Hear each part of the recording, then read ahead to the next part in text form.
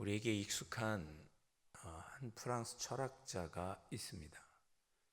우리가 그의 이름은 잘 모르지만 그가 남긴 말은 우리가 누구나 다 알고 있을 것입니다. 나는 생각한다. 그러므로 나는 존재한다. 프랑스의 데카르트라고 하는 철학자가 한 말인데, 데카르트라고 하는 철학자는 우리가 잘 몰라도 그가 남긴 이 말, 나는 생각한다. 그러므로 나는 존재한다. 이 말은 우리가 누구나 다 알고 있을 것입니다. 이 데카르트라는 철학자가 살았던 시대는 유럽으로서는 굉장히 비극적인 시대였습니다. 그가 22살이 되던 1618년에 30년 전쟁이 발발했다고 하네요. 유럽에서 발발한 이 30년 전쟁은 처음에는 가톨릭과 개신교, 교회 간의 전쟁이었는데 나중에는 국제 전쟁으로 이렇게 번지게 됩니다. 30년 동안 전쟁이 있었고 또 통계마다 조금 다르긴 하지만 450만 명에서 800만에 이르는 많은 유럽인들이 전쟁으로 목숨을 잃었습니다. 온갖 땅은 농경지는 황폐하게 되고 전쟁과 기아와 전염병까지 30년 동안 유럽을 괴롭혔습니다. 데카르트가 22살이 되던 해에 발병한 전쟁인데 이 전쟁이 끝난 후에 그는 2년 뒤에 죽게 됩니다. 그러니까 그의 젊은 일평생 동안 계속 전쟁이 있었던 거죠. 그는 이 전쟁을 치르면서 모든 것을 의심하기 시작합니다. 생각해 보세요. 어떻게 사람이 30년 동안 죽입니까? 그것도 교회가요. 가톨릭과 개신교가 자기의 신앙 때문에 유럽 안에서 30년 동안 전쟁을 했고 어떻게 인간이라면 그럴 수 있는가? 그런 회의감이 들면서 그는 자기가 알고 있는 모든 것을 의심하기 시작합니다. 그래서 그는 자기가 학문을 하는 학문의 태도 자체를 의심이라고 표현했습니다. 의심을 갖고 뭐든지 생각하는 거예요. 종교도, 문학도, 다른 철학도, 이것도 저것도 모두 의심하기 시작합니다. 그래서 오직 나는 생각한다. 그러므로 존재한다. 이 말은 오직 의심하는 나만 확실한 존재다. 그런 의미입니다. 그런데 이 의심은 때로는 적절하게 의심한다면 좋은 것입니다. 좋은 거예요. 심리학에서는 적절한 의심이 정신적인 건강과 사람의 성장에 기여한다고 말했습니다. 여러분 전화 중에 이렇게 안 보는 모르는 번호 이름이 없는 전화 오면 일단 의심하시잖아요. 그죠? 안 받기도 하시고 차단하기도 하시죠. 예, 그렇게 의심이 드니까 보이스피싱에 걸리지 않는 것이죠. 내 생각만 옳다고 생각하지 않고 나도 틀릴 수 있다고 생각을 하면 다른 사람의 말에도 귀 기울일 줄 알게 됩니다. 성숙한 사람이 되는 거죠. 아무리 좋은 병원도 오진을 합니다. 예전에 누가 그러시더라고요. 우리나라 최고의 대학병원도 오진율이 20%다. 예, 그러면 좀 다른 병원은 40%, 50%까지 오진이라는 겁니다. 그냥 낫는 거예요. 오진인처럼. 그래서 우리는 이 병원에서 진단받으면 다른 병원에 가서도 또 진단받죠. 교차로 체크하면서 정확한 병을 진단받는 것입니다. 과학은 어떻습니까? 온전히 의심해서 시작하죠. 왜 이렇게 됐을까? 왜 이렇게 하는가? 에서 과학은 발전했습니다. 합당한 의심은 좋은 것입니다. 우리를 지켜주기도 하고 우리를 더 성장시키기도 하고 불필요한 위험을 예방합니다. 돌다리도 두드려보고 건너는 거죠. 그렇다면 신앙에서는 의심을 하는 것이 과연 좋은 것인가? 오늘 우리가 읽었던 도마는 우리가 잘 아는 것처럼 의심이 많았지 않습니까? 그렇다면 우리의 신앙은 의심을 하는 것은 잘못된 일인가? 지금까지 교회는 의심을 죄라고 여겼습니다. 그렇죠. 의심하면 안 되죠. 의심한다는 것은 믿지 못한다는 뜻이니까요. 그런데 오늘 도마가 보여주는 모습은 단순한 그렇게 누군가를 의심의 눈으로 바라보는 그런 것은 아닙니다. 여러분 오늘 도마는 어떤 사람이었는가? 저는 도마가 굉장히 믿음이 좋은 사람이라고 생각을 합니다. 요한복음 11장에 보면 예수님께서 죽은 나사로를 살리기 위해 갈 때 그때 유일하게 도마만이 우리도 주님과 함께 죽으러 가자 그런 이야기를 합니다. 그러니까 적어도 도마의 마음속에는 내가 확실하고 그 우리 주님을 위해서라면 목숨까지 버려야겠다는 용기가 있는 사람이 도마였습니다. 오늘 본문도 보시면 25절은 도마가 다음과 같이 말합니다. 다른 제자들이 그에게 이르되 우리가 주를 보았노라 하니 도마가 이르되 내가 그의 손에 못자국을 보며 내 손가락을 그 못자국에 넣으며 내 손을 그 옆구리에 넣어보지 않고는 믿지 아니하겠노라 하니라. 언뜻 보면 눈으로 보고 만져야 믿겠다라는 그런 표현처럼 보입니다. 그런데 오늘 본문 바로 앞에 19절과 20절을 보면 이는 도마만 그런 것은 아니었습니다. 19절과 20절은 이렇게 기록합니다. 제가 읽어보겠습니다.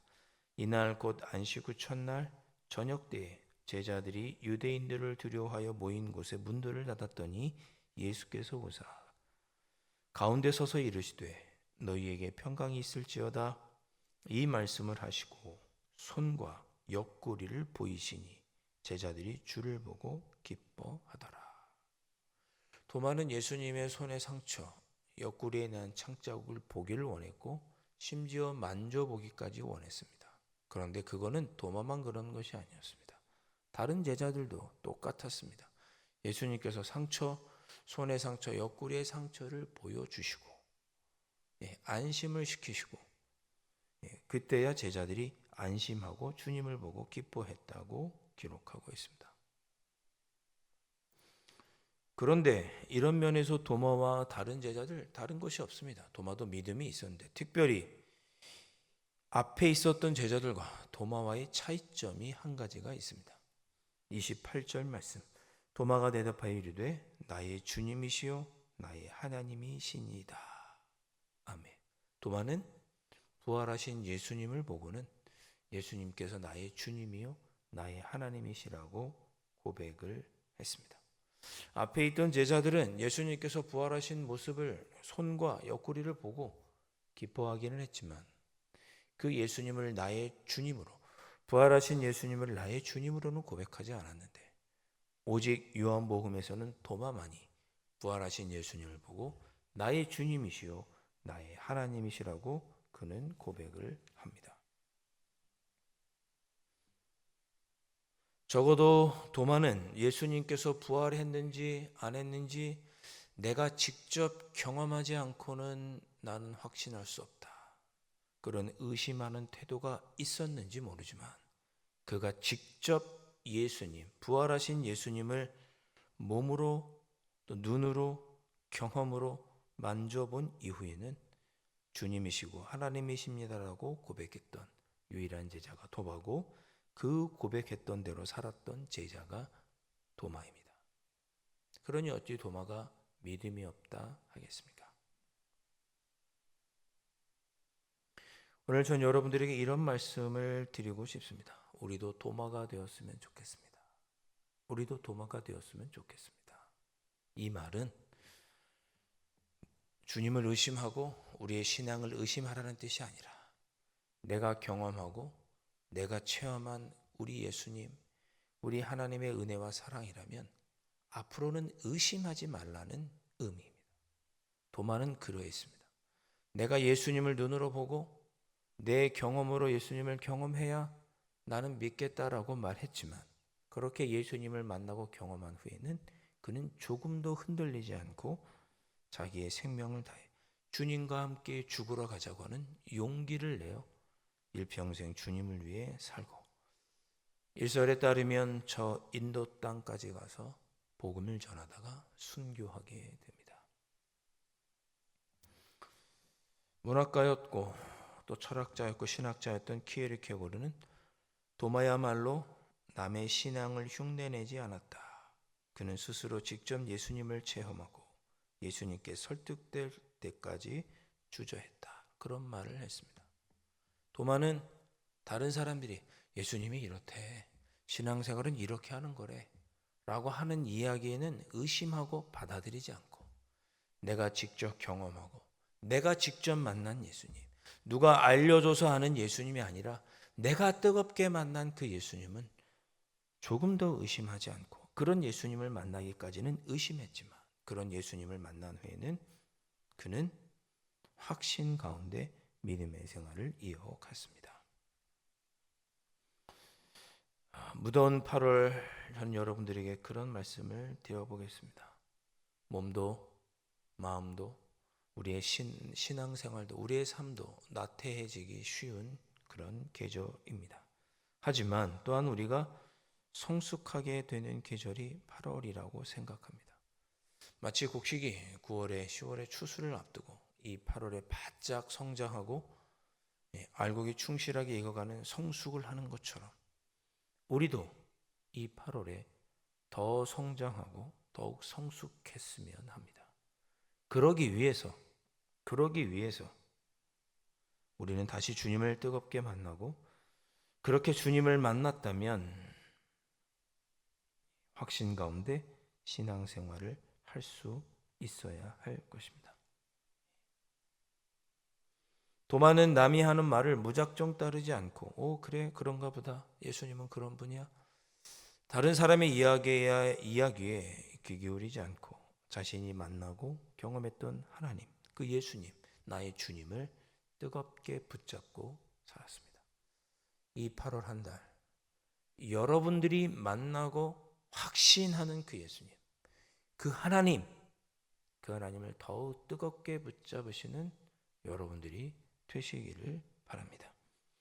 주님, 오늘 이 새벽에 제가 주님을 다시 뜨겁게 만나게 해 주옵소서. 예수님의 음성을 듣기를 사모합니다. 남들이 다 그렇다고 하니까 끌려가는 신앙이 아니라 내가 만난 그 하나님, 내가 만난 그 주님을 생각하며 주체적으로, 능동적으로 신앙생활하는 그런 삶을 살게 해 주옵소서. 나의 신앙이 이 8월에 더 뜨거워지고 예수님을 만난 그 은혜로 더 기쁨과 감사가 넘치는 그런 8월이 되게 해 주옵소서. 이 새벽에 그렇게 기도하고 돌아가시기를 주님의 이름으로 축원드립니다.